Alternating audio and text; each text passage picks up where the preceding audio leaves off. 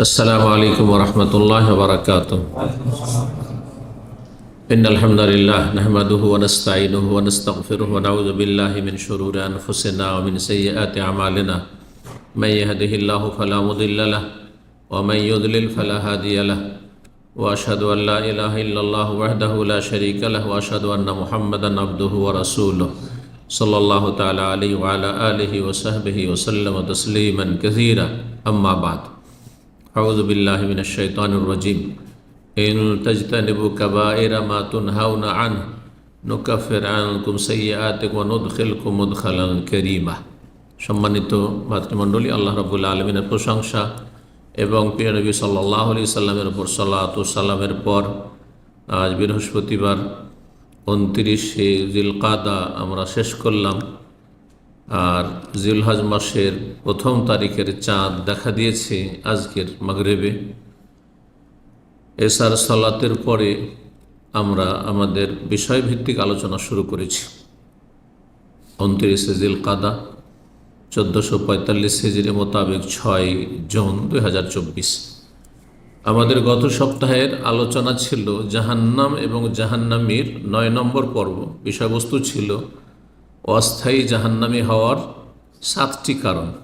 গত সপ্তাহে 7টি কারণ বর্ণনা করেছি। আজকে আমরা 13টি কারণ সংক্ষেপে পেশ করব। আর মোট 20টি কারণ অস্থায়ী জাহান্নামী হওয়ার আমরা আমাদের আলোচনা করেই এই আলোচনা সমাপ্ত করব। যদিও জাহান্নামে যাওয়ার আরও অনেক কাবিরা গুনাহ রয়েছে যেগুলি জাহান্নামে যাওয়ার কারণ, শুধু এই 20টিতে সীমিত নয়, বরং 70-এর কিছু বেশি হবে বা 70 বা তার কাছাকাছি হবে যেগুলি কাবিরা গুনাহ। কাবায়ের ওপরে যারা কিতাব লিখেছেন, যেমন ইমাম জাহাবি রহমতুল্লাহর কিতাবুল কাবায়ের রয়েছে, শেখুল ইসলাম আহমদ আবদুল্লাহ রাহিমাহুল্লাহরও কিতাব রয়েছে। তো ইমাম জাহাবি রাহিমাহুল্লাহ তাতে নিয়ে এসেছেন যে 7টি ধ্বংসাত্মক গুনাহ, কিন্তু কাবিরা গুনাহ 70-এর বেশি। 7-এর কাছাকাছি না, এবং 70-এর বেশি গুনাহ যেগুলো কাবিরা বড় গুনাহ, সেই গুনাহগুলি থেকে তওবা না করে কেউ যদি আল্লাহর কাছে চলে যায় তো আল্লাহ শাস্তি দিতে পারেন। আর সেই শাস্তির বিভিন্ন স্তর রয়েছে, গত সপ্তাহে বলেছি। শাস্তি এক সময় ক্ষান্ত হয়ে যাবে যদি সে মুসলিম মুআহিদ হয়, ঈমান ভঙ্গকারী না হয়। কিন্তু জাহান্নামেও শাস্তি হইতে পারে, সেটা কিছু কাল বা দীর্ঘকাল, চিরকাল হবে না যদি মুসলিম হয়। তাহলে আল্লাহ রাব্বুল আলামিন সূরা নিসার আয়াত নম্বর 31-এ ইরশাদ করেছেন, ইন তাজতানিবু কাবাইরা মা তুনহাউনা আন, তোমরা যদি বেঁচে থাকো হে মানুষ কাবায়েরা কাবিরা গুনাহগুলি থেকে। কাবায়ের কাবিরাতুন বহুবচন, তাহলে কাবায়ের শব্দ কোরআনে কারীম আছে। জি, আরেকটি আয়াত রয়েছে, আল্লাযীনা ইয়াজতানিবুনা কাবায়িরাল ইসমি ওয়াল ফাওয়াহিশ ইল্লাল লামাম। যারা জান্নাতি ভালো মানুষ, যাদের মধ্যে ভালো গুণ আছে, তারা কাবিরা গুনাহ থেকে, বড় বড় গুনাহ থেকে বেঁচে থাকে এবং অশ্লীলতা নোংরামি থেকে বেঁচে থাকে। ইল্লাল লামাম, তবে ছোটোখাটো ভুল হইতে পারে, ছোটোখাটো ঘর ভালো ভালো মানুষের হইতে পারে, আমার আপনার সবারই হইতে পারে, কারো কম কারো বেশি, যেগুলো সাগিরা বলা হয়। লামাম সাগিরা গুনাহ। সাগিরা গুনাহ দৈনন্দিন যে নেকির কাজ করছেন ওতে কিন্তু মাফ হয়ে যায়, পরিমাণটা আবার বেশি না হয়ে যায় সাগিরা। কাবায়েরা মা তুনহাউনা, তোমরা যদি বেঁচে থাকো কাবিরা গুনাহগুলি থেকে, যেগুলি থেকে তোমাদেরকে নিষেধ করা হয়েছে। কাবিরা গুনাহ যদি আপনার আমার জীবনে না থাকে তো আল্লাহ ওয়াদা করছেন, নুকাফির আনকুম সাইয়্যাতিকুম, তোমাদের সাইয়্যাতগুলি, এখানে সাইয়্যাত মানে সাগিরা গুনাহ। কারণ কাবিরার কথা যখন বলা হলো যে কাবিরা থেকে যদি বেঁচে থাকো, শর্ত, তাহলে তোমাদের সাইয়্যাতগুলি মোচন করে দেবো, মানে ছোট গুনাহগুলি মোচন করে দেব, মুছে ফেলে দেব, নিশ্চিহ্ন করে দেব, কাফারা হয়ে যাবে সেটা। তাহলে বড় গুনাহ থেকে বেঁচে থাকাটা একটা নেকির কাজ। একজন মানুষ জীবনে কাবিরা গুনাহ করেন না, গীবত করে না, চুগলখড়ি করেন না, হারাম খায় না, হারাম জীবনযাপন করেন না, এক কথায় কাবিরা গুনাহ যেগুলো সেগুলো থেকে বেঁচে যদি থাকে, এইটা একটা ভালো কাজ, ভালো মানুষ হওয়ার পরিচয়, যে সে খুব সতর্ক যেন বড় গুনাহ না হয় আমাদের, যেগুলি জাহান্নামে যাওয়ার কারণ। নুকাফির আনকুম সাইয়্যাত, তোমাদের ছোট গুনাহগুলি আমি মোচন করে দেব, তারপর ওয়ানুদখিলকুম মুদখালান কারীমা, তোমাদেরকে সম্মানজনক স্থানে দাখিল করব, তোমাদেরকে সম্মানজনক জায়গায় কি? জান্নাত। জান্নাতে তোমাদেরকে প্রবিষ্ট করব, জান্নাত দেব। তাহলে কাবিরা গুনাহ থেকে বেঁচে থাকলে আল্লাহ কি দেবেন? ছোটোখাটো ভুল হচ্ছে ওগুলো মাফ করে দেবেন নেক আমলের মাধ্যমে, আর জান্নাত আল্লাহ দেবেন। তাহলে এর বিপরীত অর্থ কি দাঁড়ায়? যে যদি কাবিরা থেকে না বেঁচে থাকো তাহলে জান্নাতে যেতে বাধাপ্রাপ্ত হবে, তোমাদেরকে জাহান্নামে দেব। কিন্তু স্থায়ী জাহান্নামে হবে না যদি ঈমান ভঙ্গকারী কাবিরা না হয়। শিরিক নয়, নামাজ ত্যাগ করা নয়, নাস্তিকতা নয়, জি, বড় মোনাফেকি নয় ইত্যাদি ঈমান ভঙ্গকারী কারণ যেন না হয়, সেহের জাদু নয়। জি, তো এখন আসি 8 নম্বর পয়েন্টে। 7টি আলোচনা করেছি, তাই না? তাহলে 8 নম্বর গুনাহ হচ্ছে জেনা, ব্যভিচার। জাহান্নামে যাওয়ার একটি কারণ হচ্ছে ব্যভিচারে লিপ্ত হওয়া। আর কেউ যদি ব্যভিচারে লিপ্ত হয়ে যায়, আল্লাহ না করে, তাহলে সমাধান হচ্ছে তওবা করে ফিরে আসবে। তওবার যে শর্তগুলি রয়েছে পুরা করে, জীবনেও যেন ওই চরিত্র না থাকে আর ওর ধারে কাছে না যায়। তওবা মানে এই নয় যে মুখে শুধু তওবা পাঠ করলেন, এদিকে চাল চলনে কোনো পরিবর্তন নেই, আবার কোথাও সুযোগ পেলে আবার অন্য মেয়েদের সাথেও লাইন ঘাট করছে, তাহলে তওবা হয়নি, মিথ্যুক আপনি। তো জেনা করে বিনা তওবায় অথবা মৌখিক শুধু তওবা, অন্তর থেকে তওবা করে ফিরে আসেনি, গুনাহমুক্ত হয়নি, গুনার পর অনুতপ্ত লজ্জিত হয়নি, গুনাহ বন্ধ করেনি, আগামী যেন প্রতিজ্ঞা করেনি, এই বদচরিত্র থেকেই গেছে আর ওই অবস্থায় মরে গেছে, তাহলে জাহান্নামে যেতে হবে, দীর্ঘকাল জাহান্নামে থাকতে হবে। আল্লাহ বলছেন ওয়ালা তাকরাবুজ জিনা, তোমরা জেনার কাছেও যেও না। জেনা করো না আল্লাহ বলেনি, জেনার কাছেও যাবে না। তো জেনার কাছে তাহলে জেনা বড় ব্যভিচারের চারিদিকে একটা কি আছে, বর্ডার আছে, সীমানা আছে, ওই সীমানার কাছেও যাওয়া যাবে না। জেনা ব্যভিচারের কাছাকাছি যাওয়া হচ্ছে বেগানা মহিলার সাথে কথা বলা, বেগানা মহিলার সাথে কোথাও সফর করা, একই রিক্সাতে, বান্ধবীর সাথে কলেজ যাওয়া, সিনেমা দেখতে যাওয়া, অথবা নির্জনতা ইত্যাদি ইত্যাদি, তাদের চেহারার দিকে বারবার তাকানো, তাদের সাথে চ্যাটিং করা ইত্যাদি ইত্যাদি, অপ্রয়োজনীয় বেগানা মহিলার সাথে কথা বলা, বেগানা পুরুষের সাথে কথা বলা, বেহায় বেপর্দা চলাফেরা করা বা বেহায় বেপর্দা যেসব চলে তাদের সাথে চলাফেরা, প্রেম করা। আজকাল প্রেম করাকে পবিত্র প্রেম বলা হচ্ছে। এই নোংরাদের কাছে প্রেমও নাকি 2 ভাগে বিভক্ত। পবিত্র প্রেম যদি লুচ্চামি করেন বিয়ে করার উদ্দেশ্যে, লুচ্চামি করে বিয়ে করে নেব, তাহলে হচ্ছে পবিত্র প্রেম। আর যদি আপনি গাদ্দারি করে দেন তো ওইটা নাকি অপবিত্র প্রেম। এটা নাস্তিকদের কথা, এটা সেকুলারদের কথা, এটা ইসলামের শত্রুদের কথা, এটা কাফেরদের কথা। ভালো করে শোনেন, কোন মুসলিম এ কথা বলতে পারে না। যদি বলে তাহলে সে মুসলিম থাকবে না। কিসের মুসলিম তুমি যে নোংরামিকে 2 ভাগে ভাগ করো? নোংরামি আবার 2 ভাগ হয়, পায়খানা 2 ভাগে ভাগ হয়, একটা পবিত্র পায়খানা, একটা অপবিত্র পায়খানা। বেগানা মেয়ের সাথে রিলেশন, আপনার যোগাযোগ কিসের জন্য? ওই নোংরামের জন্য। এটি হচ্ছে পায়খানার মতো। পায়খানা যেমন 2 ভাগ হয় না, ঠিক তেমনই নোংরামি, জেনা, ব্যভিচার আর তার ভূমিকা হ্যান্ডশেক করা বেগানা মহিলার সাথে ইত্যাদি ইত্যাদি যতগুলি রয়েছে, এগুলো হচ্ছে জেনার কাছে যাও। জেনার কাছেও যাবে না যেগুলো জেনার দিকে নিয়ে যায় ধীরে ধীরে। ইন্নাহু কানা ফাহিশা, কারণ জেনা ব্যভিচার হচ্ছে বড়ই নোংরামি কাজ, নোংরা লোকের কাজ, নিকৃষ্ট লোকের কাজ, অশ্লীলতা, ওয়াসা সাবিলা, এবং বড় মন্দ রাস্তা।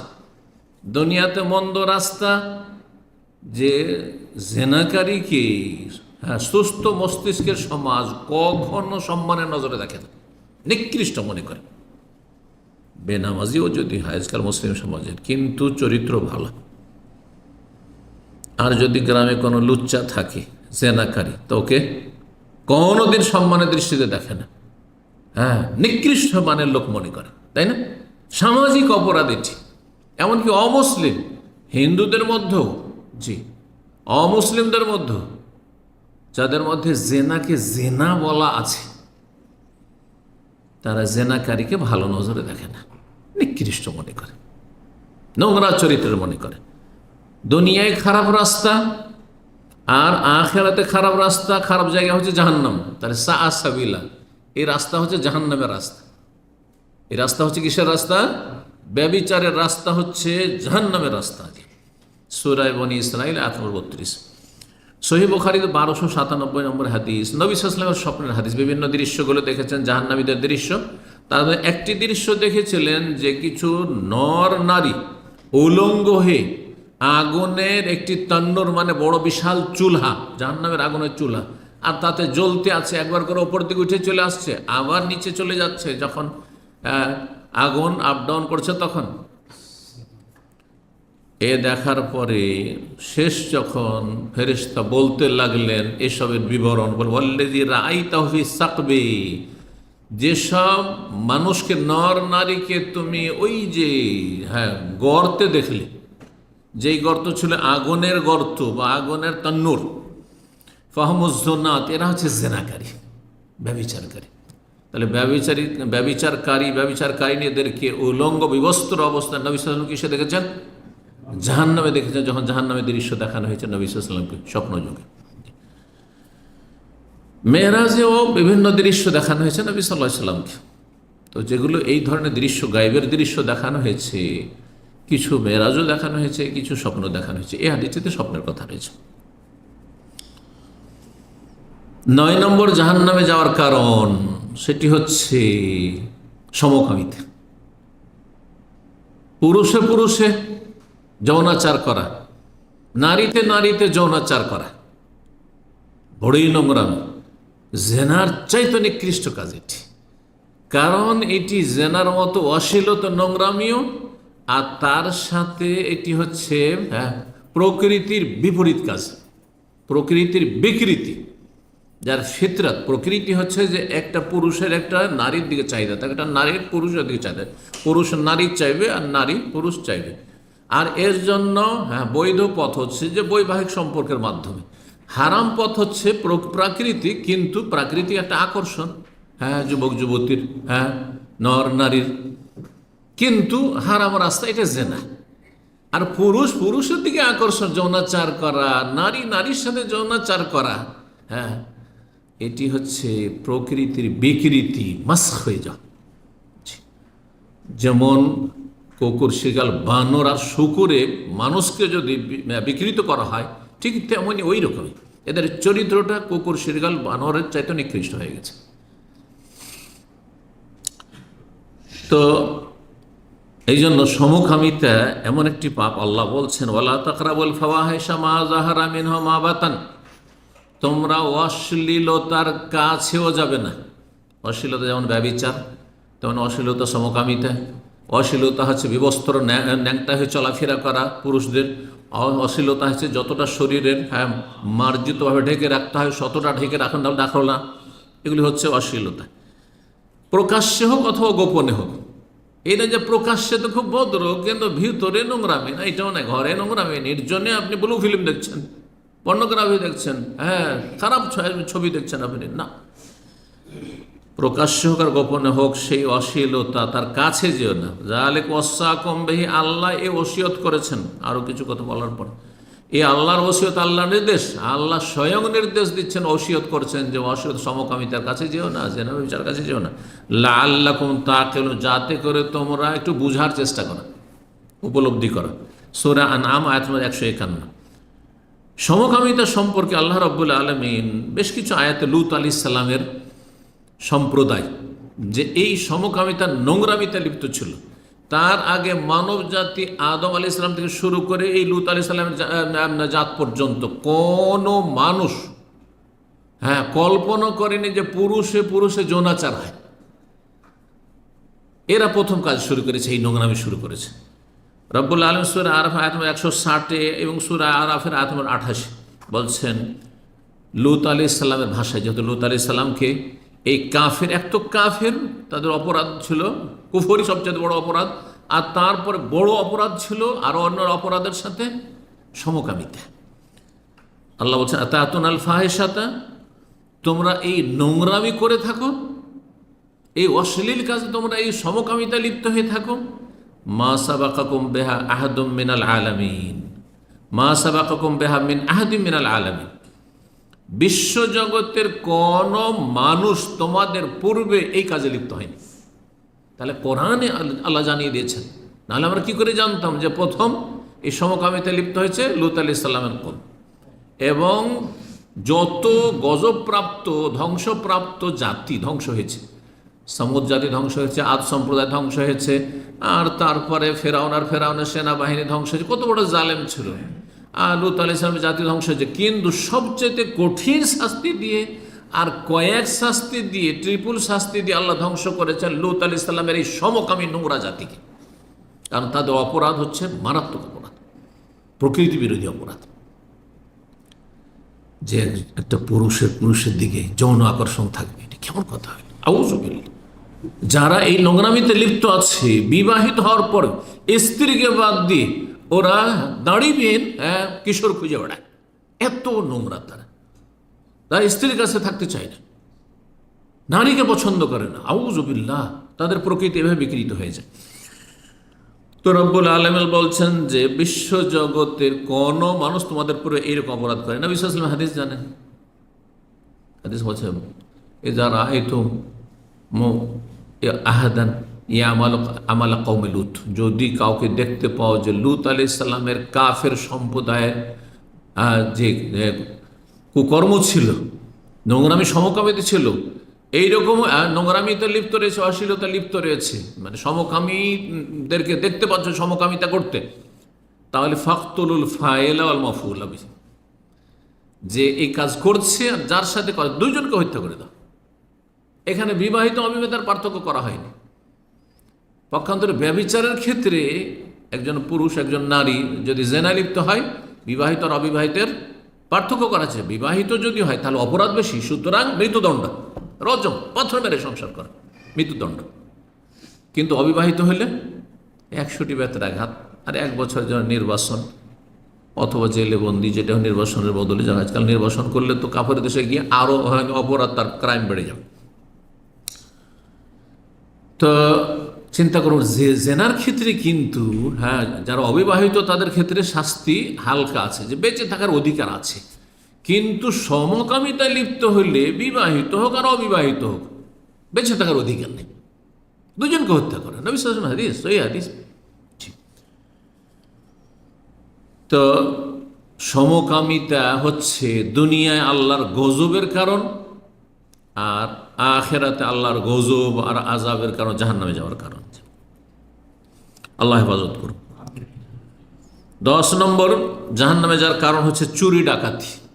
দুটোকে আলাদা আলাদা বয়ান করা যায়, কিন্তু সময়ের স্বল্পতার জন্য দুটোকে একসাথে করে দিচ্ছি, যদিও চুরি আর ডাকাতিতে পার্থক্য রয়েছে। চুরি কাকে বলে আর ডাকাতি, চুরি ডাকাতিতে পার্থক্য কি? যে বলবে হাত তুলবে। কি পার্থক্য? না, এলো না। গোপনে, বাড়ির মালিকের না জেনে লুকিয়ে যেটা করে এটার নাম চুরি, দাদা বোঝা গেছে। আর যদি প্রকাশ্যে করে, অস্ত্র দেখিয়ে, তাহলে সেটার নাম হচ্ছে, বা মারধর করে, এটার নাম ডাকাতি। জি, সেটা রাস্তাঘাটে হোক, যেটাকে ছিনতাইকারী বলা হয়, রাহাজানি বলা হয়, আর আরেকটা হচ্ছে বাড়িতে হোক না কেন, অস্ত্র দেখিয়ে। মানুষ জেগে আছে, সবকে ধরে বেঁধে দিল, মারপিট করলো বা হত্যা করে দিল, আর তারপরে ধন সম্পদ সব লুটপাট করে নিয়ে গেল, এটা ডাকাতি। চুরি ডাকাতি দুটোই জাহান্নামে যাওয়ার কারণ। চোর সামান্য চুরি করেছেন, নবী সাল্লাল্লাহু আলাইহি ওয়াসাল্লাম হাদিস, সূর্যগ্রহণের হাদিস আপনাদেরকে শোনাই, লম্বা হাদিস, তার ওই অংশটুকু শোনাবো। নবী সাল্লাল্লাহু আলাইহি সাল্লামের জামানায় যখন সূর্যগ্রহণ লেগেছিল, ইব্রাহিম নবী সাল্লাল্লাহু আলাইহি সাল্লামের ছেলে যেদিন ইন্তেকাল করে ওই দিনেই। তো অনেকে ভাবলো যে হতে পারে যে নবী সাল্লাল্লাহু আলাইহি সাল্লামের ছেলে যে মারা গেছে। তা আমাদের যে পরম্পরা, আমাদের একটা বিশ্বাস, মানে কুফরি আমলে ছিল আরব কাফের মুশরিকদের, যে কোনো মহামানব যদি জন্ম হয় অথবা মারা যায় তো কি হতে পারে, সূর্যগ্রহণ লাগতে পারে, অথবা পৃথিবীতে বড় ধরনের কোনো কিছু একটা ঘটলে। তো এই যে আজকে মারা গেছে মনে হতেও পারে। নবী সাল্লাল্লাহু আলাইহি ওয়াসাল্লাম সংশয় নিরসনের কারণে এবং এই জাহিলি ধ্যান ধারণা দূর করার জন্য, কারণ কিছু কুসংস্কার থেকেই যেতে পারে, মানুষ আগাছা তো থেকেই যেতে পারে, ক্লিন করার প্রয়োজন আছে।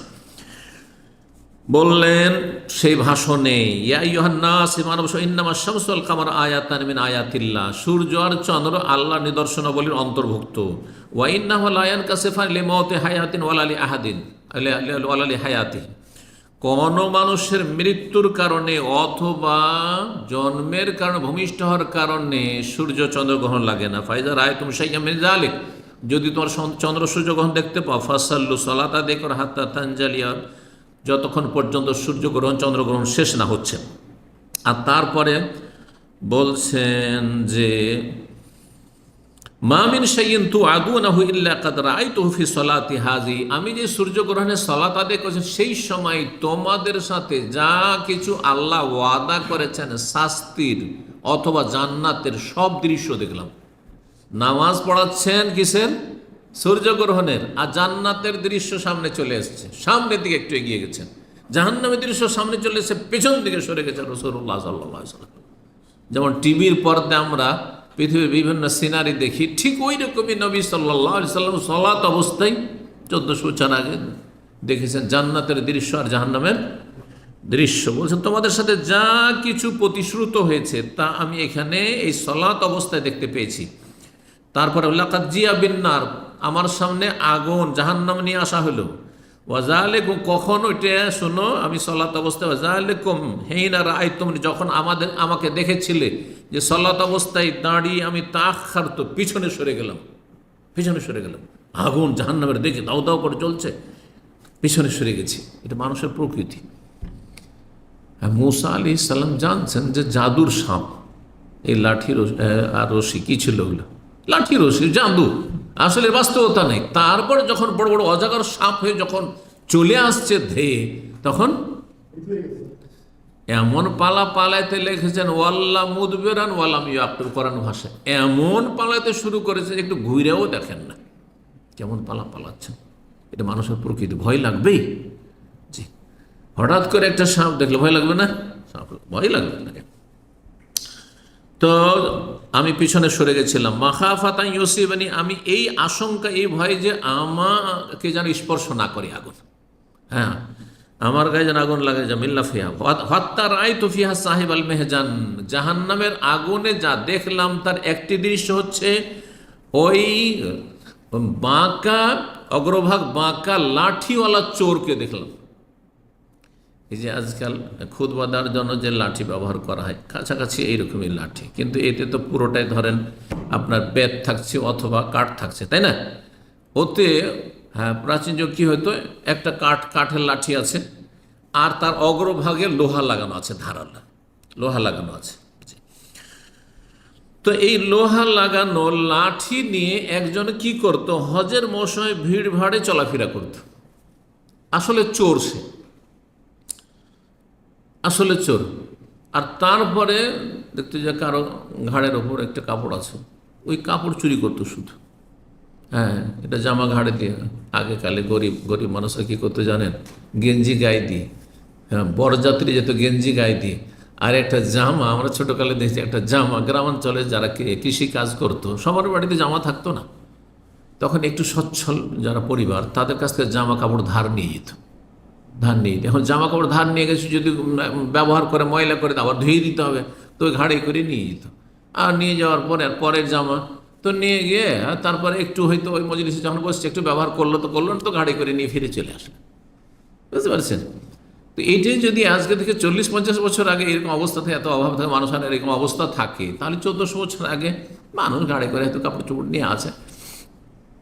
এ করতো কি, ওর ওই যে আঁকড়াটা আছে ওর এতে লাঠিতে, ওইটা লাগিয়ে দিত, এদিক থেকে ঠিক করে লাগিয়ে দিল, ভিড় ভাড়ে, তারপরে ওতে বেঁধে গেল কাপড়টা, তো নিয়ে টান দিল, আর তারপরে নিয়ে হ্যাঁ আউটছে ওখান থেকে।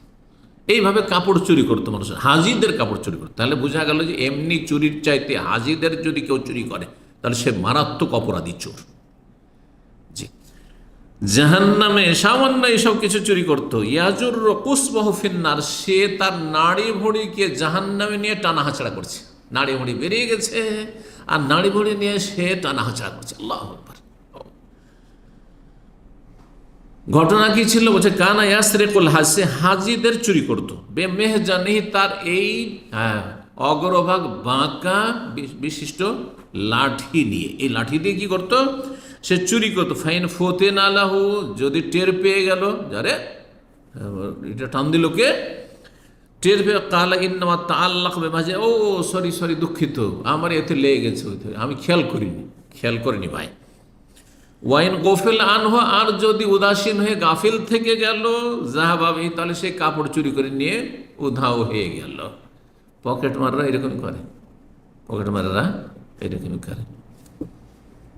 হাত ঢুকিয়ে দিয়েছে, আর তার ভাই হট করে ধরেন, ও ভাই, ও ভিড় ভাড়ে খেয়াল করেনি, ভুলে গেছে। হ্যাঁ জি, সহিহ মুসলিম 1508 নম্বর হাদিস। ডাকাত সম্পর্কে সূরা মায়েদার আয়াত নম্বর 33, আল্লাহ কঠিন শাস্তির কথা আল্লাহ বলেছেন, দুনিয়া এবং আখিরাত। দুনিয়াতে কঠিন শাস্তি ডাকাতদের আর চোরদের, আর আখিরাতে কঠিন শাস্তি। ইন্নামা জাযাউল্লাযিনা ইউহারিবুনাল্লাহ ওয়া রাসূলাহু ওয়া ইয়াসআউনা ফিল আরদি ফাসাদান আন ইউকাত্তালু আও ইউসাল্লাবু আও তুকাত্তা আইদিহিম ওয়া আরজুলুহুম মিন খিলাফ আও ইউনফাউ মিনাল আরদি যালিকা লাহুম খিজয়ুন ফিদ দুনিয়া ওয়া লাহুম ফিল আখিরাতি আযাবুন আযীম। বলছেন যে যারা আল্লাহ এবং রসুলের বিরুদ্ধে বিদ্রোহ করে, এই বিদ্রোহী কারা? হ্যাঁ, মুসলিম সরকারের বিরুদ্ধে যারা খারেজি, তারাও যেমন সামিল এতে। হ্যাঁ, দেশে অশান্তি সে সৃষ্টি করে, নাশকতামূলক কাজ করে, আর খুন খারাপা করে, ইত্যাদি ইত্যাদি, রক্তপাত করে, এরাও সামিল। আর ডাকাতরাও সামিল, যা রাস্তাঘাটে ছিনতাই করে, বাড়িতে এসে আক্রমণ করে, ছিনতাই করে, ইত্যাদি ইত্যাদি। অথবা চোর, আসলে চোরও কিন্তু এমন যে, যদি আমরা জানি যে গরু যারা চুরি করতে, একসময় আমরা ছোটোকালে খুব আতঙ্কে থাকতাম, মানে গরু চোরা খুব বেশি ছিল বর্ডার এলাকায়, গরু চুরিটা অনেক বেশি ছিল। তো গরু যদি নিয়ে পালিয়ে গেল তো গেল, আর যদি বাড়িওয়ালা টের পেয়ে যায়, তাহলে আরও ভাগ্য খারাপ, ওকেও মারবে, গরুও যাবে, খুন করে দিয়ে চলে গেল। ওয়াসাউনা ফিল আরদি ফাসাদান, পৃথিবীতে যারা ফাসাদ সৃষ্টি করে, অশান্তি সৃষ্টি করে, বিপর্যয় সৃষ্টি করে, বিশৃঙ্খলা করে, তাদের শাস্তি, দুনিয়ার শাস্তি আইয়ুকাত্তালু, হয় তাদেরকে হত্যা করা হবে, মৃত্যুদণ্ড। যদি মুসলিম শাসক মনে করে ডাকাতকে মৃত্যুদণ্ড দেবো, দিতে পারবে, ইউকাত্তালু আও ইউসাল্লাবু, অথবা শুলে চড়ানো, শুলিতেও চড়াইতে পারে, ফাঁসিতে চড়াইতে পারে, আও ইউনফাউ মিনাল আরদ, অথবা দেশ থেকে তাদেরকে তাড়িয়ে দিতে পারে, দেশের নাগরিকত্ব ক্যান্সেল করে দিতে পারে, যে এসব চোর ডাকাতকে রাখবো না, হ্যাঁ এসব জঙ্গিদেরকে রাখবো না, করতে পারে। আও ইউনফাউ মিনাল আরদ যালিকা লাহুম খিজয়ুন ফিদ দুনিয়া, এটি হচ্ছে দুনিয়ার লাঞ্ছনা, দুনিয়ার শাস্তি। আর আখেরাতে তাদের জন্য মহাশাস্তি রয়েছে। আর আখেরাতের মহাশাস্তি কি? জাহান্নাম। সুতরাং চোর ডাকাতের জন্য জাহান্নাম রয়েছে, যদি বিনা তওবাতে আল্লাহর সামনে হাজির হয়। 11 নম্বর কাবিরা গুনাহ, যে কারণে জাহান্নামে যেতে হবে, সেটা হচ্ছে বেঈমানি করা, আত্মসাৎ করা, গাসাব, জমি বেঈমানি করা, কারো বাড়ি ঘরে বেঈমানি করে নেওয়া, টাকা পয়সা বেঈমানি করে নেওয়া, যেটাকে আরবিতে গাসাব বলা হয়েছে। সাঈদ বিন যায়েদ বিন আমর বিন নুফাইল রাদিয়াল্লাহু তাআলা আনহু বর্ণনা করছেন, তিনি আশরা মুবাশশারার অন্যতম কিন্তু, এবং ওমর রাদিয়াল্লাহু তাআলা ভগ্নিপতি ছিলেন। আন্না রাসূলুল্লাহ সাল্লাল্লাহু আলাইহি ওয়াসাল্লাম, রাসূলুল্লাহ বলেছেন, মানিত্তাতা শিবরা মিনাল আরদি যুলমান, কেউ যদি 1 বিঘত জমি অন্যায়ভাবে কারো বেঈমানি করে, দখল করে নেয়, 1 বিঘত, বেশি না, আইল চাপলেও বেশি না, একটু আইল চাপে আধা হাত আপনার জমি কেউ বেমানি করে দিল, বা আপনি করে ফেললেন, তাওয়াক্কাহুল্লাহু ইয়াহু, তাহলে আল্লাহ তার গলাতে কি পরিয়ে দেবেন? বেড়ি পরিয়ে দেবেন, মালার মতো করে। কিসের? বিনসাবি আরাদিন, জমি 1 বিঘত নিয়েছিল, আর 7 স্তর জমি তার গলাতে পরিয়ে দেওয়া হবে, পেঁচিয়ে দেওয়া হবে। আল্লাহু আকবার, তওক পেঁচিয়ে দেওয়া হবে। সহিহ মুসলিম 3020 নম্বর হাদিস। তাহলে জমি বেমানি করলে জাহান্নামের শাস্তি, এটা কখন হবে? এই যে 7 স্তরের জমিন তার গলাতে ঝুলিয়ে দেওয়া হবে, এটা কোথায়? জাহান্নামে। জাহান্নামে হবে এটা, সেটা সে হাসর মাঠে বিচার দিবস হবে, সেটা জাহান্নামে হবে। যে এইরকমই কারো বাড়ি দখল করলো, আজকাল শহরে মানুষের ইমান না, জাতিতে মুসলমান ইমান নেই। আপনি বিদেশে থাকেন আর আপনার বাড়িতে কেউ থাকে না, বাড়ি দখল করে কেউ বসে আছে। হ্যাঁ, আপনার প্লট দখল করে বসে আছে, গ্রামে আপনার আইল চেপে বসে আছে। আউযুবিল্লাহ। টাকা পয়সা ব্যবসা করতে দেন, বেইমানি করে বসে আছে, ওর লস নেই, সব লস আপনারই। যদি পার্টনারশিপে যান, যতই দিনী ভাই করুক, ধোঁকাবাজ। খবরদার দিনী ভাই বলে বিশ্বাস করবেন না। সেটা আপনি যদি আপনার কাছে সে পরীক্ষিত হয় সেটা ভিন্ন বিষয়, কিন্তু সাধারণ ভাই দিনী ভাই, এই দাড়ি ছিল তার, সে 5 ওয়াক্ত নামাজ পড়তো, তাহাজ্জুদ গুজার ছিল, সোমবার বৃহস্পতি রোজা রাখতো, সেই জন্য তাকে বিশ্বাস করেছেন না, মোটেই না। যতক্ষণ পর্যন্ত কিছুদিন লেনদেন না করে আপনি পরীক্ষা করবেন বা তার সাথে চলাফেরা করে, ততক্ষণ পর্যন্ত কোনো দিনী ভাই দিনী বোনকে বিশ্বাস করে আমানতের ক্ষেত্রে আমানত উঠে গেছে। নবী সাল্লাল্লাহু আলাইহি ওয়াসাল্লাম সহিহ বুখারী হাদিস, ইদা যুইয়াতিল আমানত ফান্তাজিরিস সাহ, যখন আমানতকে বিনষ্ট করা হবে তখন কিয়ামত সন্নিকট, কিয়ামতের অপেক্ষা করিও। তখন সাহাবীরা জিজ্ঞাসা করে, কাইফা ইউতাহাতু ইয়া রাসূলুল্লাহ, আমানত আবার কি করে নষ্ট করা হবে? তখন বলে, উসসিদাল আমরু ইলা গায়রি আহলি ফান্তা, অযোগ্য ব্যক্তিকে যদি কোনো দায়িত্ব দেওয়া হয়, অযোগ্য সে পার্টনারশিপে কাজ করার জন্য, অযোগ্য সে আপনার বাড়ির দেখাশোনা করার জন্য, অযোগ্য আপনার বাড়ির কাজের মেয়ে, কাজের ছেলে মেয়ে দেখাশোনা করার জন্য বা আপনার পরিবার দেখা করার জন্য, অযোগ্য হচ্ছে যে টিউশনে পড়াতে যায় আপনার বাড়িতে, আর সেই ব্যক্তি অযোগ্য, আর সে টিউশন পড়ার নাম দিয়ে গিয়ে সে পরকীয়ায় লিপ্ত আছে না, এটা কিয়ামতের লক্ষণ। অযোগ্য ব্যক্তিকে যদি কোনো দায়িত্ব দেওয়া হয়, যে ঠিকভাবে দায়িত্ব পালন করে আমানত রক্ষা করলো না, এটা কিয়ামতের লক্ষণ।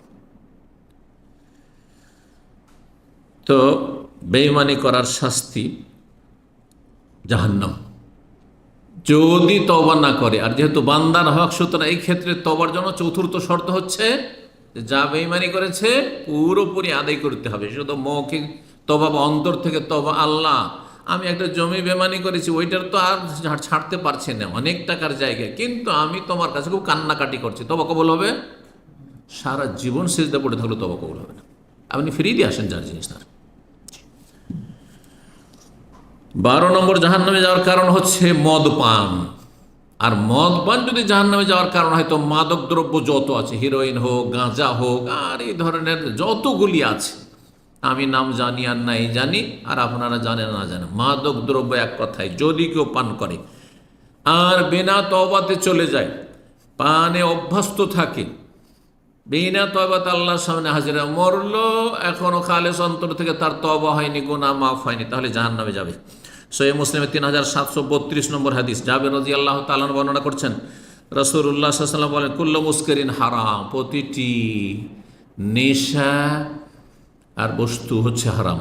যা নেশা নিয়ে আসে, এমন কোনো বস্তু যা কি করে নেশাগ্রস্ত করে, প্রতিটি এমন বস্তু যা নেশাগ্রস্ত করে তা হচ্ছে হারাম। নেশা কাকে বলে? আমার বাঙালিদের কাছে নেশা মানে যেটা না খেলে ছটপট করে, খাওয়া এমন একটা অভ্যাস হয়ে গেছে, না খেলে ভালো লাগে না, ছটফট করে, ওইটার নাম নেশা রেখেছে বাঙালিরা। না ভাই, আমার চায়ের একটা নেশা হয়ে গেছে, সকাল 1 কাপ না খেলে হবে না, আর বিকেলে অফিসে এসে 1 কাপ না খেলে হবে, এটার নাম নেশা?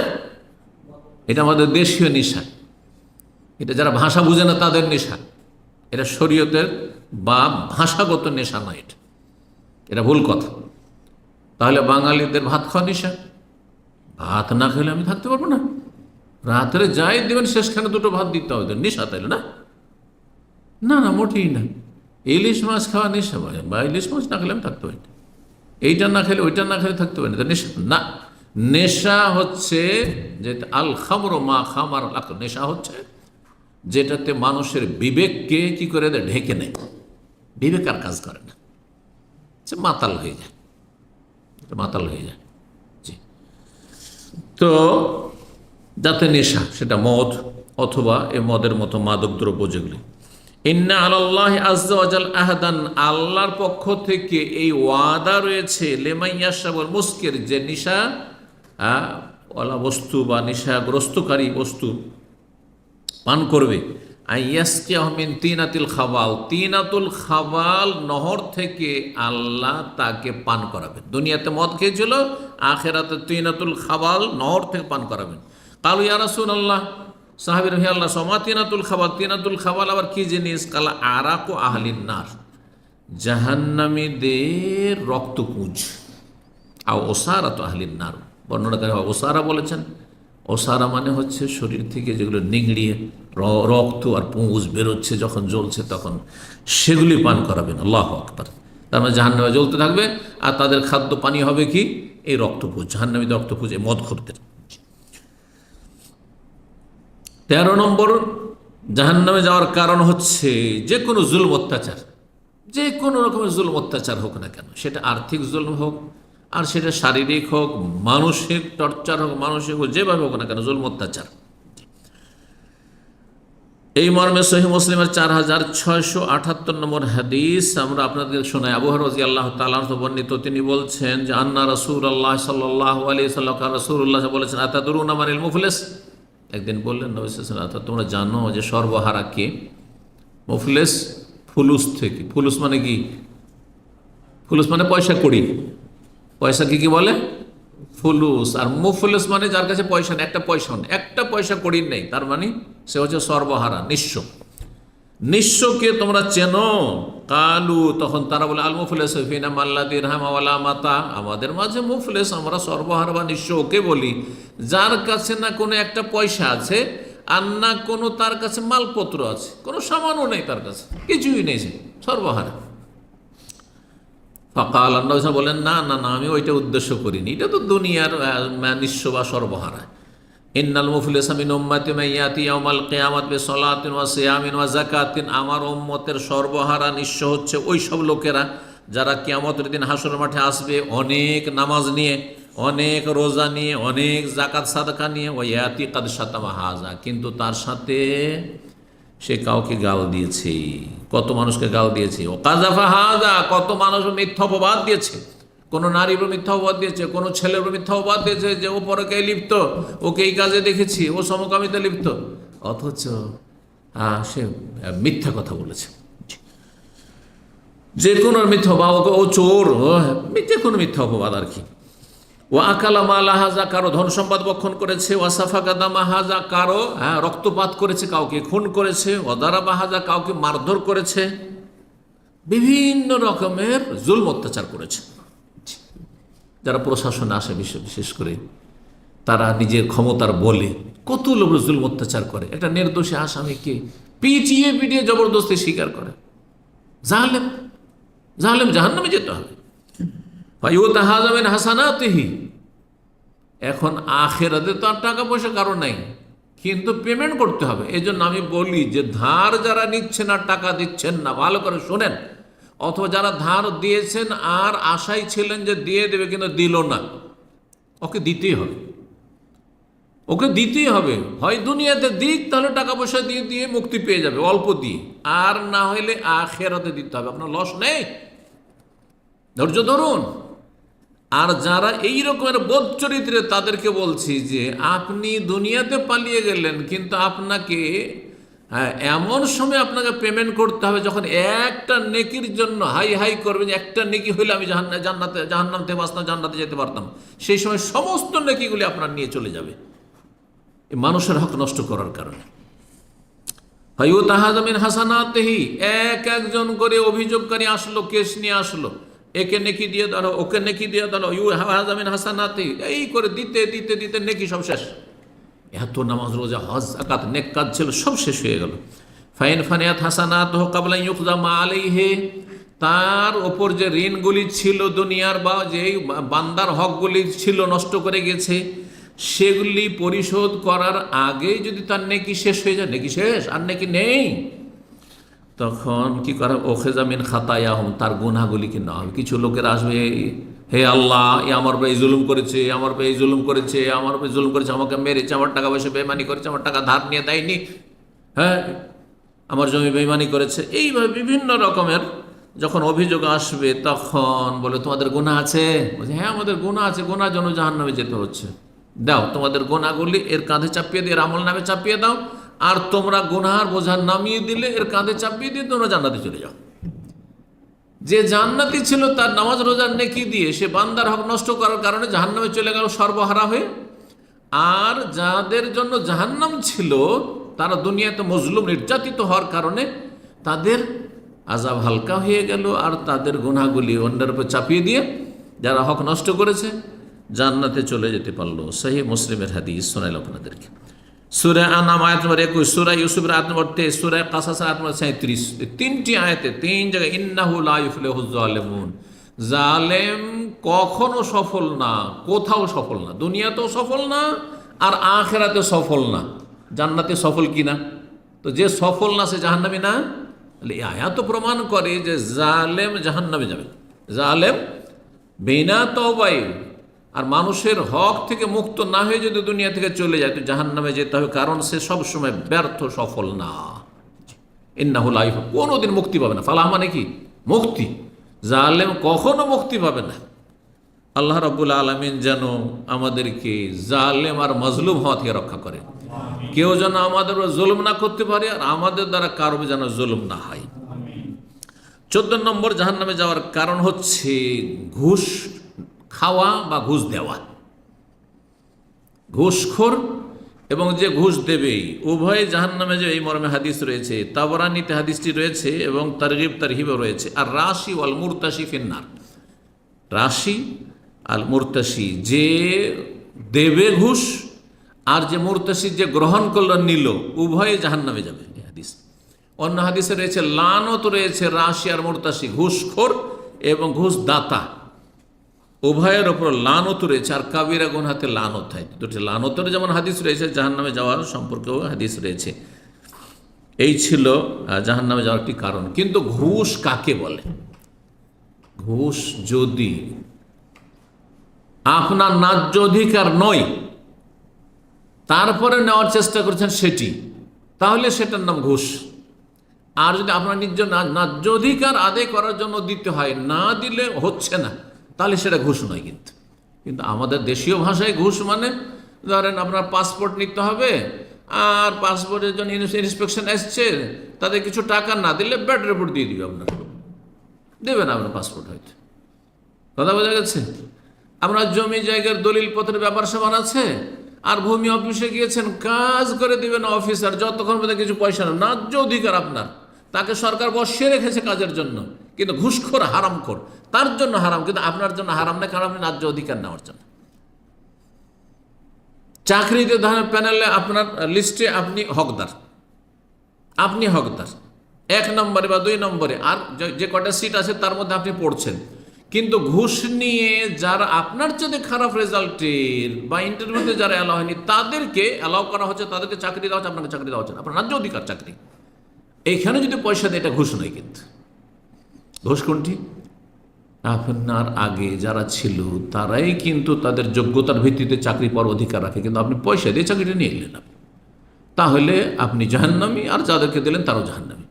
আপনার আল্লাহর লানত আর ওদের ওপর আল্লাহর লানত। জি, যে কমিটি ঘুষ খেলো তাদের উপর আল্লাহর লানত, আর যেই শিক্ষক ঘুষ দিল সে তার উপর আল্লাহর লানত। জি। 15 নম্বর জাহান্নামে যাওয়ার কারণ হচ্ছে মিথ্যা শপথ করা বা মিথ্যা সাক্ষী দেওয়া। দুটো আলাদা আলাদা, কিন্তু কাছাকাছি হওয়ার কারণে দুটোকে একসাথে করে দিল সময় স্বল্পতার জন্য। মিথ্যা কসম যদি কেউ করে, ধরেন এমন একটা অপরাধ করেছে, চুরি করেছে মোবাইল, হ্যাঁ, বা কারো স্বর্ণ, হ্যাঁ, রুমমেট চুরি করেছে, এখন দেখছে যে আমার সন্দেহ করতে লেগেছে, তো আমি কী করবো? তুই কসম করে যদি বলতে পারিস, হয়তো ধার্মিক কসমের গুরুত্ব আছে, কিন্তু ওর গুরুত্ব নেই, চোরের গুরুত্ব নেই কসমের। আর যেই ব্যক্তির চুরি হয়েছে সে হয়তো কসমের গুরুত্ব বলছে, আল্লাহর নাম দিয়ে কসম দেবো তাকে, তো বিশ্বাস করে নেবো যদি কসম করে নিস, তো ঠিক আছে, আল্লাহর কসম আমি চুরি করিনি, অথচ চুরি করেছে, জাহান্নামে যাবে সে। একে আরবিতে হাদিসের ভাষায় ইয়ামিনে গমুস বলা হয়। ইয়ামিন মানে কসম, শপথ, আর গমুস মানে ডুবিয়ে দেওয়া। কিসে ডুবিয়ে দেওয়া? জাহান্নামে ডুবিয়ে দেবে কেউ যদি মিথ্যা কসম করে। কেউ মিথ্যা কসম করে, যেখানে অপরাধ করেছে আর তারপরে কসম করে সে মুক্ত হয়ে গেল, এটা জমি তার নয়, আল্লাহর কসম এটা আমার, জাহান্নামে যাবে। এক তো বান্দার হক নষ্ট করলো, হ্যাঁ, ওই বেইমানি করলো, আরেকটা হচ্ছে কসমের কারণে। তো একজনের জাহান্নামে যাওয়ার জন্য কয়েকটা কারণ হইতে পারে। এইরকম মিথ্যা সাক্ষী সম্পর্কে রাসূলুল্লাহ সাল্লাল্লাহু আলাইহি ওয়াসাল্লাম কঠিন শাস্তির কথা বলেছেন। এমনি সাধারণ মিথ্যা কথা বলা আর মিথ্যা সাক্ষী দাও, দুটো অনেক পার্থক্য রয়েছে। মিথ্যা সাক্ষীর মাধ্যমে আপনি 9কে 6 করে দিলেন, দোষীকে নির্দোষী করে দিলেন, আর নির্দোষীকে দোষী করে দিলেন আপনি। জি, ভালো মানুষকে অপরাধী বানিয়ে দিলেন। এইরকমই কসম করেন নবী সাল্লাল্লাহু আলাইহি সাল্লাম দুই জামরার মাঝখানে হজে বিদায় হজে ছিলেন, আর বললেন এই হাদিসটি, মানিকতাতা মালা আখি বিয়ামিনিন ফাজেরা, কেউ যদি নিজের মুসলিম ভাইয়ের অথবা কোনো মানুষের, এই হকের ক্ষেত্রে কিন্তু অমুসলিম মুসলিম সমান, অর্থাৎ টাকা পয়সা কোনো মুসলিমের যেমন আপনি যদি ধার নেন ফিরিয়ে দিতে হবে যেমন গুরুত্ব রাখেন, তেমন অমুসলিমেরও আমানতের ক্ষেত্রে, এইসব আখলাক চরিত্রের ক্ষেত্রে মুসলিম অমুসলিম সমান। কিন্তু কোন ব্যক্তির ধন সম্পদ যদি কেউ বেঈমানি করে, বেয়ামিনিন ফাজেরা, মিথ্যা শপথ করে, আল্লাহর কসম এই জমিটা আমার, আল্লাহর কসম আমি ওর কাছে টাকা ধার নেইনি, লিখে পড়া নেই, ভিসার জন্য টাকা দিয়েছে, অনেক আজকাল এরকম করছে, এমনি মৌখিক দিয়ে দিয়েছে, কসম করে নিল না আমি নিনি। যদি এমনটা করে ফালিয়াতাবাওয়া মাকআদাহু মিনান নার, সে যেন জাহান্নামে তার স্থান তৈরি করে নিক, জাহান্নামে তার জায়গা তৈরি করে নিল নিজেই। ওয়ালিউবাল্লিগ শাহিদুকুম গায়বাকুম, তোমাদের যারা উপস্থিত আছে তারা যেন অনুপস্থিতকে পৌঁছে দেয় এই কথাটি, যা মিথ্যা কসম করে যদি কেউ কারো বেঈমানি করে তাহলে জাহান্নামে যেতে হয়। মুসনাদ আহমদে এবং মুস্তাদরাক হাকিম হাদিসটি রয়েছে, ইমাম হাকিম হাদিসটিকে সহিহ বলেছেন। 16 নম্বর জাহান্নামে যাওয়ার কারণ হচ্ছে বিচার বিভাগে অবিচার করা। যারা বিচার বিভাগে আছেন, সে আদালতের বিচার হোক, সরকারি আদালতের বিচার হোক, কোর্টের বিচার হোক, অথবা সামাজিক বিচার সালিস হোক, বিচার সালিস করতে গিয়ে আপনি ম্যাটারটাকে, বিষয়টাকে জানলেন না, ব্যাস আপনার আগে থেকে টার্গেট তৈরি আছে যে একে জিতাবো একে হারাবো, একে জিতাবো একে হারাবো। গ্রামের যেগুলো গ্রাম্য সালিস হয়, কিন্তু আগে থেকে তারা ফাইনাল করে নেয়। কিছু মণ্ডল মাতব্বর আছে, কিছু নেতা মাথা, মেম্বার চেয়ারম্যান প্রধান থাকে, এরা কি করে, এরা আগে থেকে ফয়সালা ডিসাইড করে যে কি করতে হবে। রে আগে যুক্তি হয়ে গেছে যে এই বেটাকে একে না, একে শাসাইতে হবে, একে পানিশমেন্ট করতে হবে। অথচ বেচারা মজলুম, হ্যাঁ বেচারা অসহায়, বেচারা ন্যায্য অধিকার, তাকে এমন করলো, লাঞ্ছিত করে ছাড়লো, অথচ সে কোনো দোষ করেনি। আর যে দোষী ছিল তাকে জিতিয়ে দিল, জাহান্নামে যেতে হবে। জানার চেষ্টাই করলো না বিষয়টি, অথবা জানার পরে অন্যায় করলো, দুই ব্যক্তি। এই জন্য বিচারপতি 3 রকমের, 2 রকম বিচারপতি জাহান্নামে যাবে, আর 1 রকম বিচারপতি জান্নাতে যাবে, তাদের ফজিলত রয়েছে। এই মর্মে হাদিস রয়েছে, বুরাইদা ইবনে হুসাইব রাদিয়াল্লাহু সাহাবী বর্ণনা করছেন যে আন্নান নবী সাল্লাল্লাহু আলাইহি ওয়াসাল্লাম বলেছেন, আল কুদাতু সালাসুন, বিচারপতি হচ্ছে বা বিচারক হচ্ছে 3 রকমের। ওয়াহিদুন ফিল জান্নাহ, 1 রকমের বিচারক জান্নাতে যাবে, ওয়া ইসনানি ফিন নার, 2 রকমের বিচারক জাহান্নামে যাবে। ফাআম্মাল্লাযী ফিল জান্নাহ, জান্নাতে কোন বিচারক যাবে, ফারাজুলুন আরাফা, যেই ব্যক্তি সত্যটা যাচাই করলো, জানলো বিষয়টা কি, তদন্ত করলো, তাহলে সঠিক তদন্ত হইতে হবে। যারা তদন্ত বিভাগ আছেন, ওয়া কাযাবি, এবং সঠিকটা জানার পরে সেই অনুযায়ী, সত্য অনুযায়ী ফয়সালা করলো। ওয়া রাজুলুন আরাফাল হাক্কা, আরেকজন লোক সত্যকে জানলো, ফাজারা ফিল হুকমে, কিন্তু বিচার করতে গিয়ে জুলম করে ফেললো, সে জাহান্নামে যাবেন। আর রাজুলুন কাযালিন নাস আলা জাহল, আরেকজন লোক বিচার করলো, আরেকজন বিচারপতি বিচার করলো, কিন্তু বিষয়টা দেখলোই না, ঘুষ খেয়ে নিয়েছে একজনের, সুতরাং তাকে কি করতে হবে, মুক্ত করতে হবে। আর যার ঘুষ পায়নি তাকে হারাতে হবে, কেসে তাকে পরাজিত করতে হবে। ফাহুয়া ফিন্নার, এও জাহান্নামে যাবে। আবু দাউদ, তিরমিজি, ইবনে মাজার হাদিস এবং ইমাম হাকিম হাদিসটিকে সহিহ বলেছেন। 17 নম্বর জাহান্নামে যাওয়ার কারণ হচ্ছে প্রতারণা করা, ধোঁকা দেওয়া। জি, আর বিশেষ করে সেই ধোঁকা দেওয়া যদি শাসকের বা নেতার হয়, অভিভাবকের হয়, অধীনস্থদের সাথে। শাসক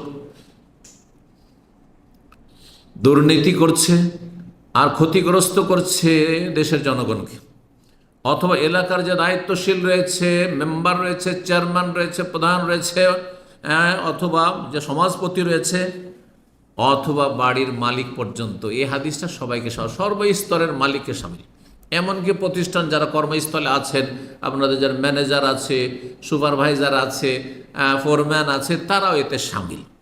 যদি এই ক্ষেত্রে কি করে, ধোঁকাবাজি করে, প্রতারণা করে, অথবা দুর্নীতি করে, কল্যাণ করল না, হিতাকাঙ্ক্ষী হলো না, এমন কিছু আচরণ করলো যেটা জনগণের জন্য কল্যাণকর নয়।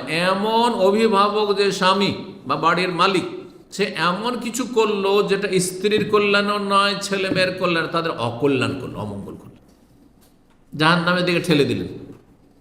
স্ত্রী বড় পর্দানাসীন ছিল, বিয়ে করে নিয়ে আসেন তখন, কিন্তু আপনি অসৎ, বন্ধু বান্ধব আসতে লাগলো, না তোকে আসতে হয় বন্ধুদের সামনে, না হইলে আমার মান ইজ্জত চলে যাবে। অনেকে করছে কিন্তু দিনদার ধার্মিক মেয়েকে নিয়ে আসছে, আর তারপর বন্ধুরা আসলে তাদের সাথে একাকার করে দিচ্ছে, তাদের সামনে এসে আপ্যায়ন করতে হবে, খাবার পরিবেশন করতে হবে, আর এইসব করতে গিয়ে সেই মহিলার চরিত্র খারাপ হয়ে গেল।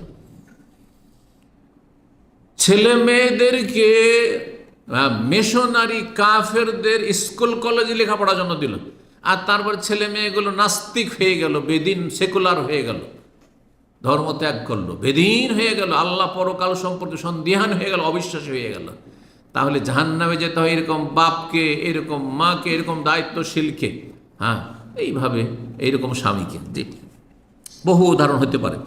হাদিস মাখবুল ইবনে ইয়াসার রাদিয়াল্লাহু তাআলা বর্ণনা করছেন, বলছেন যে সামিউতুন নবী সাল্লাল্লাহু আলাইহি ওয়াসাল্লাম, আমি নবী সাল্লাল্লাহু আলাইহি ওয়াসাল্লাম বলতে শুনেছি, মা মিন আবদিন ইয়াস্তারইহিল্লাহু আলা রাইয়্যা, কোন বান্দাকে যদি কার ওপর আল্লাহর দায়িত্ব দিয়ে থাকেন, দায়িত্ব দিয়েছেন, সে দায়িত্ব বাড়ির অভিভাবক হোক, আর কোনো কোম্পানি প্রতিষ্ঠানের মালিক হোক, অথবা কোনো এলাকার অঞ্চলের মালিক হোক, অথবা কোনো দেশের মালিক হোক, আল্লাহ যদি কাউকে জনগণের ওপর বা কিছু মানুষের ওপর আল্লাহ দায়িত্ব দিয়ে থাকেন, ইয়ামুত ইয়ামা ইয়ামুত হওয়া গাছলের রাইয়াতেই, কিন্তু সে মারা গেল এমন অবস্থায় যে সে তার অধীনস্থদের সাথে সে খেয়ানত করলো, প্রতারণা করলো, দুর্নীতি করলো, ইল্লা হারামাল্লাহু আলাইহিল জান্নাহ, জান্নাত আল্লাহ তাদের উপর হারাম করে দেবে। এইরকম দায়িত্বশীল, অসৎ দায়িত্বশীল যারা, তাদের জন্য জান্নাতকে কি করবেন?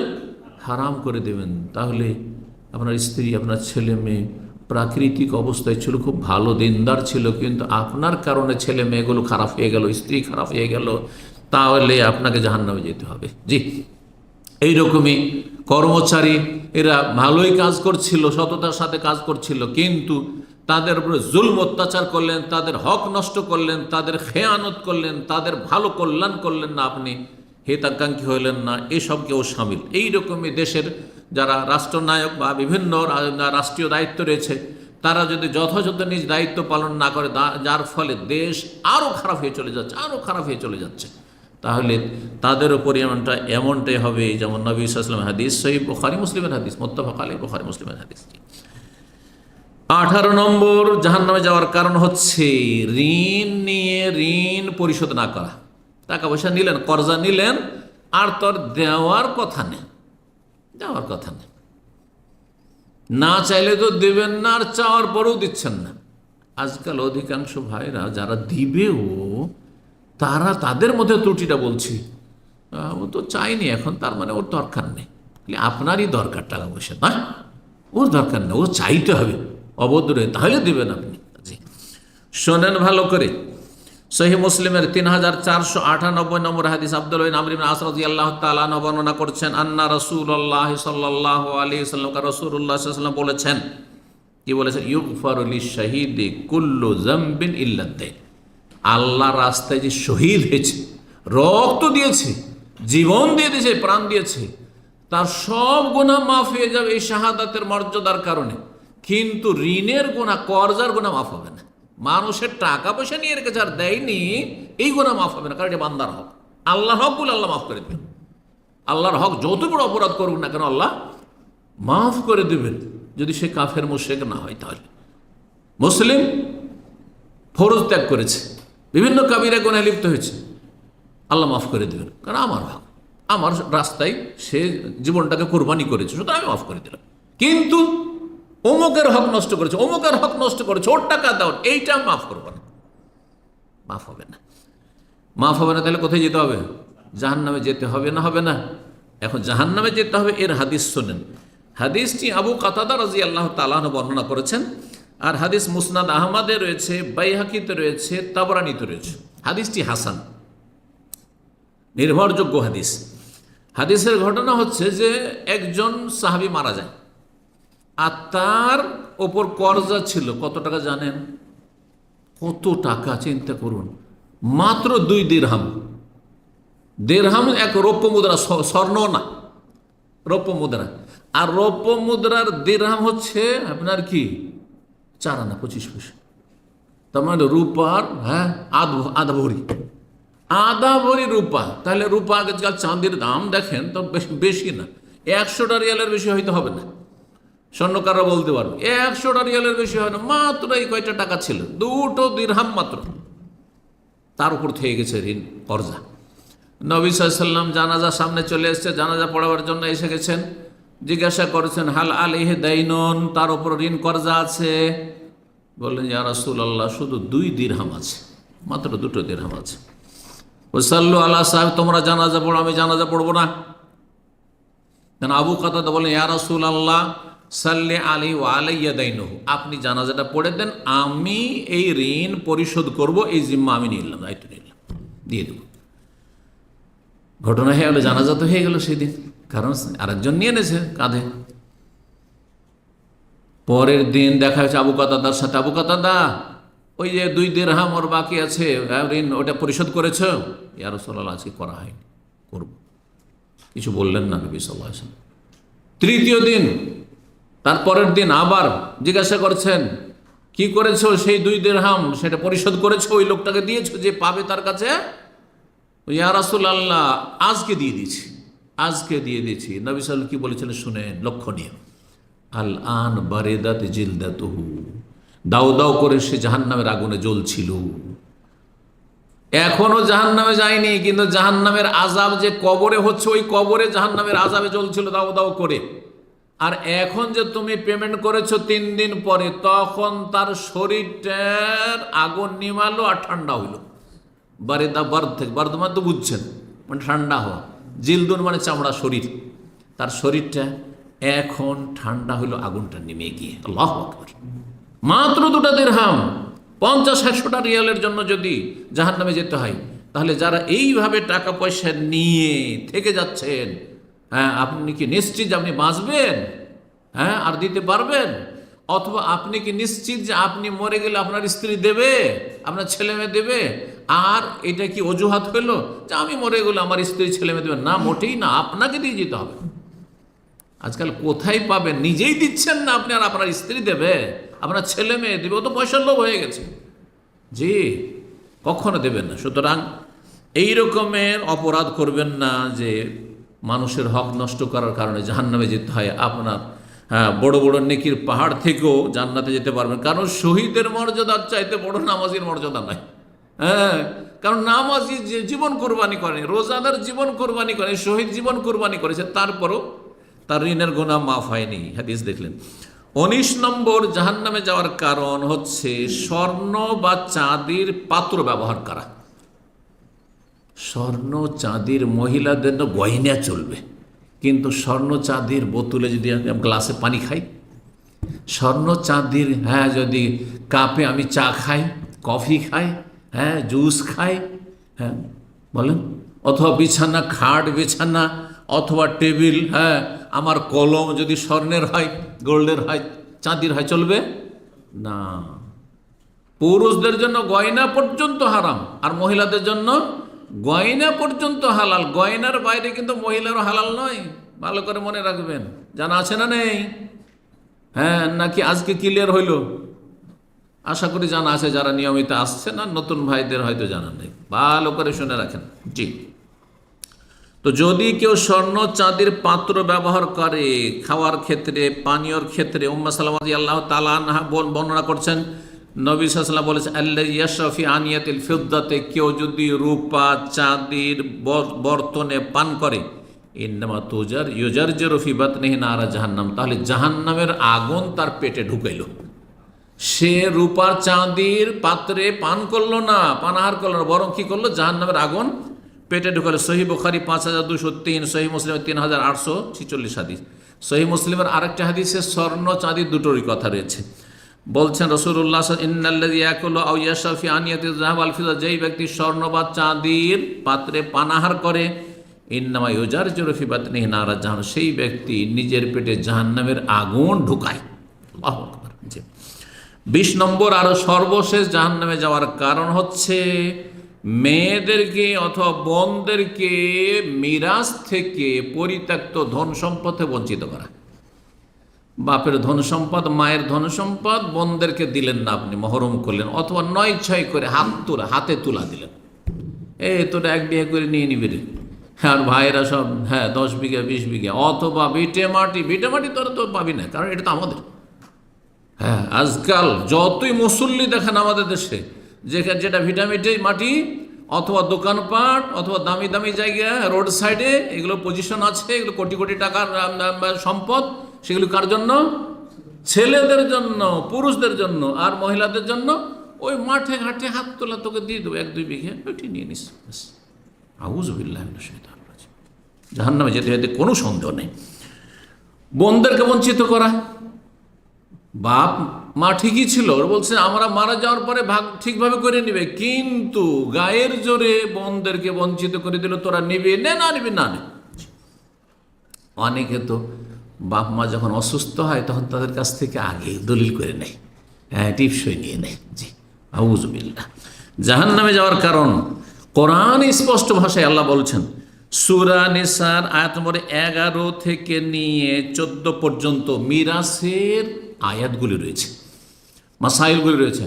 শুরু করেছেন ইউসিকুমুল্লাহু ফি আওলাদিকুম লিযযাকারি মিসলু হাযিল, আল্লাহ তোমাদেরকে ওসিয়ত করেছেন, আল্লাহর ওসিয়ত যে এইভাবে ভাগ করবে। আল্লাহ নিজে ভাগ করে দিয়েছেন, কিন্তু ভাগ কারো ওপর ন্যস্ত করেননি যে তোমরা ইনসাফ করবে, তোমাদের বিবেক দিয়ে কাজ করবে, এমন কথা বলেননি। বরং আল্লাহ নিজেই ভাগ বন্টন করে দিয়েছেন।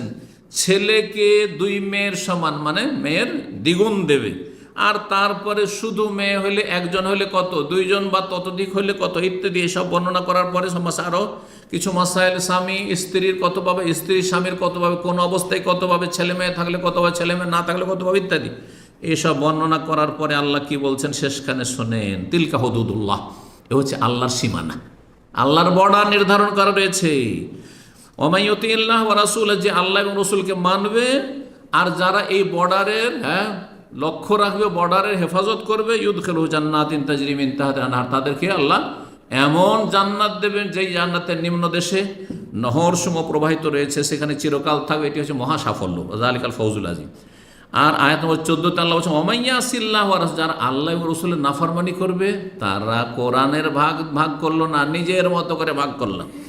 আমি ভাগ করে দিলাম, বাপ বলে দিলাম তোরা এটাকে না করবি না, মা আমি এইভাবে বলে দিলাম এটাকে না করবি না, তোরা নাকচ করবি না। তোমার অধিকার কোথায়? এটা তোমার ধন সম্পদ কোথায়? আল্লাহ স্বয়ং ভাগ করে দিয়েছে, কোনো অধিকার নেই যে আমি এইভাবে ভাগ করে দিলাম, যেভাবে বলে দিলাম ওইভাবে ভাগ করবি, মোটেই জায়েজ নয়। এটা হারাম, জাহান্নামে যাওয়ার কারণ। ভালো করে শোনেন, কোরআন বলছে জাহান্নামে যেতে হবে।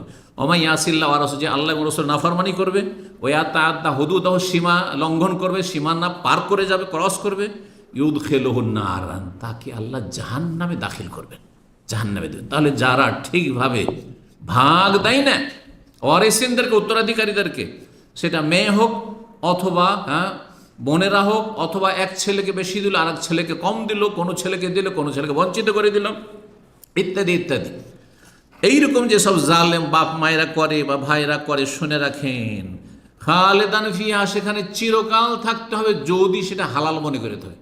আজ হালাল না মনে করে থাকে, পাপি তাপি আমি এই অন্যায় কাজ করেছি, এই অনুভূতি আছে, তো দীর্ঘকাল থাকতে হবে, দীর্ঘকাল জাহান্নামে থাকতে হবে এইসব বেঈমানি করার কারণে, আর মানুষের হক আর উত্তরাধিকারী ওয়ারিসিনদের হক না দেওয়ার কারণে। ওয়ালাহু আযাবু মুহিন, এবং তাদের জন্য লাঞ্ছনাকর শাস্তি রয়েছে, লাঞ্ছনাকর শাস্তি রয়েছে। ইবনে মাঝে একটি হাদিস রয়েছে, যদিও কেউ কেউ হাদিসে দুর্বল বলেছেন, কিন্তু আয়াতে যেহেতু জাহান্নামের কথা স্পষ্ট আর তার সমর্থনে হাদিস এসছে, সুতরাং হাদিস যদি দুর্বল হয় তাতে কোনো যায় আসে না, কারণ আসল আস্থা আমাদের এখানে হাদিসের ওপর নয়, কিসের ওপর? আয়াত প্রমাণ করছে যে যারা বোনের বা মেয়ের ধন সম্পদ না কি করবে, ভক্ষণ করবে অথবা 9-6 করবে, ঠিকভাবে দেবে না, তাদের জন্য জাহান্নাম রয়েছে, বা যে কোনো লোকের। আনাস রাদিয়াল্লাহু তাআলা আনহু থেকে বর্ণিত, তিনি বলছেন, কালা রাসূলুল্লাহ সাল্লাল্লাহু আলাইহি ওয়াসাল্লাম, মান ফাররা মিন মিরাসি ওয়ারিসিহি, অন্য রিওয়ায়াতে মান কাতা মিরাসা ওয়ারিসি, কেউ যদি ওয়ারিসের উত্তরাধিকারীর মিরাস মানে ধন সম্পদ যে তার ন্যায্য অধিকার রয়েছে, সেটা যদি সে কেড়ে নেয় অথবা সেটাতে পালায়ন করে, সেটা ঠিকভাবে দিল না, কাতা আল্লাহ মিরাসাহু মিনাল জান্নাতি ইয়াউমাল কিয়ামাতি, কিয়ামতের দিনে তার জান্নাতের যে ভাগটা রয়েছে সেটা আল্লাহ ছিনিয়ে নেবেন, তার কাছ থেকে ছিনিয়ে নেবেন। সুতরাং আল্লাহ রাব্বুল আলামিনের কাছে দোয়া করি, আল্লাহ রাব্বুল আলামিন যেন আমাদেরকে কাবিরা গুনাহ থেকে বেঁচে থাকার তৌফিক দান করেন পুরোপুরি, আর সাগীরাকেও আল্লাহ কমিয়ে নিয়ে আসার তৌফিক দান করেন, কাবিরা সাগীরা মুক্ত হওয়ার তৌফিক দান করেন, নেক আমলের তৌফিক দান করেন, ফরজ ওয়াজিবের হেফাজতে তৌফিক দান করেন, জাহান্নামে যাওয়ার যেসব কারণগুলি আছে সেগুলি থেকে পুরোপুরি বেঁচে থাকার তৌফিক দান করেন। জান্নাতে যাওয়ার জন্য আল্লাহ রাব্বুল আলামিন আমাদেরকে বেশি বেশি নেক আমলের তৌফিক দান করেন এবং আল্লাহ আমাদের গুনাহ খাতা মাফ করেন। তওবা করে আপডেট হয়ে থাকার সবসময় তৌফিক দান করেন। ইচ্ছা করে ইচ্ছাকৃতভাবে যেন আমাদের দ্বারা গুনাহ না হয়ে যায়, আল্লাহ রাব্বুল আলামিন যেন আমাদেরকে এইরকম শক্তিশালী ঈমান দান করেন। আল্লাহুম্মা আতি নুফুসানা তাকওয়াহা ওয়া যাক্কিহা আনতা খায়রু মান যাক্কাহা আনতা ওয়ালিয়ুহা মাওলাহা। রব্বানা আতিনা ফিদ দুনিয়া হাসানাহ ওয়া ফিল আখিরাতি হাসানাহ ওয়া কিনা আযাবান নার। ওয়া সাল্লাল্লাহু সাল্লাম আলা নাবিয়িনা মুহাম্মদ ওয়া আলা আলিহি ওয়া সাহবিহি আজমাইন।